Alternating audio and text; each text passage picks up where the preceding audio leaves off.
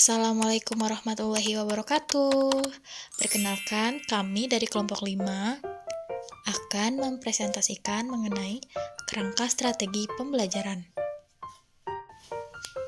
Pada kerangka strategi pembelajaran terdapat 3 aspek. Yang pertama, strategi penerapan DAP. Strategi ini memberikan pelajaran yang menyenangkan, tetapi tetap menantang bagi siswa dan melibatkan 4 komponen dasar yang ada pada anak, yaitu pengetahuan, keterampilan, sifat alamiah, dan emosi. Kerja bersamaan dan tahapan perkembangan anak saling berhubungan.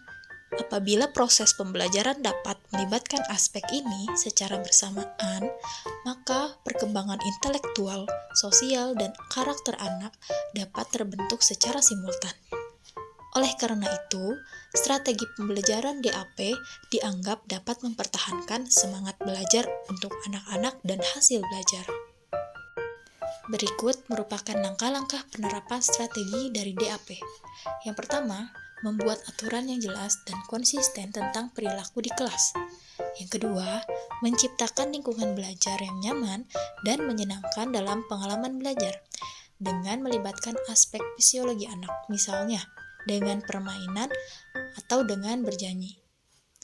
Yang ketiga, menciptakan suasana belajar yang bebas tekanan dan ancaman, tetapi tetap menantang bagi anak untuk mencari tahu lebih banyak seperti memberi pertanyaan-pertanyaan dan lain sebagainya. Yang keempat, menyampaikan materi pembelajaran. Yang kelima, memberi pengalaman belajar yang nyata kepada peserta didik. Yang keenam, menghargai kesalahan peserta didik sebagai kesempatan belajar yang baik.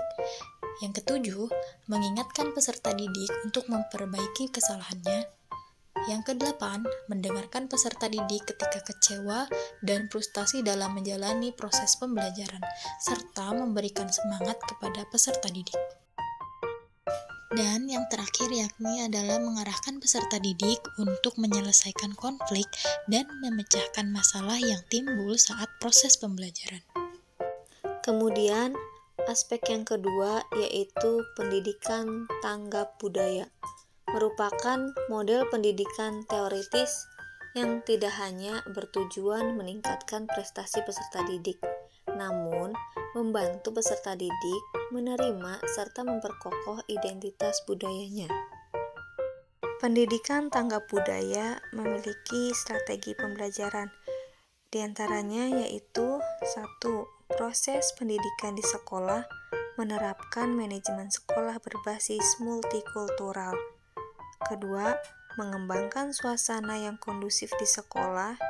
Yang ketiga, mengembangkan peraturan sekolah yang menghindarkan sifat diskriminatif terhadap kelompok multikultural.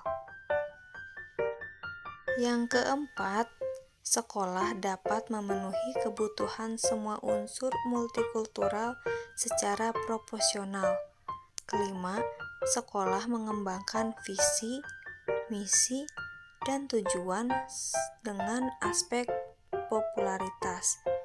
Kemudian, sekolah perlu mengembangkan dukungan normatif. Adapun pendapat lain mengenai strategi dalam mengimplementasikan TARL, yaitu pahami peserta didik, kemudian rancang rencana pembelajaran, kemudian mengikuti ragam pelatihan. Kemudian ada juga cara menggunakan capaian pembelajaran dengan prinsip pembelajaran yang disesuaikan tingkat pencapaian peserta didik, yaitu 1. Tumbuhkan hubungan positif serta konsisten antar peserta didik. Kemudian ciptakan kebiasaan saling menghargai dalam ruang kelas.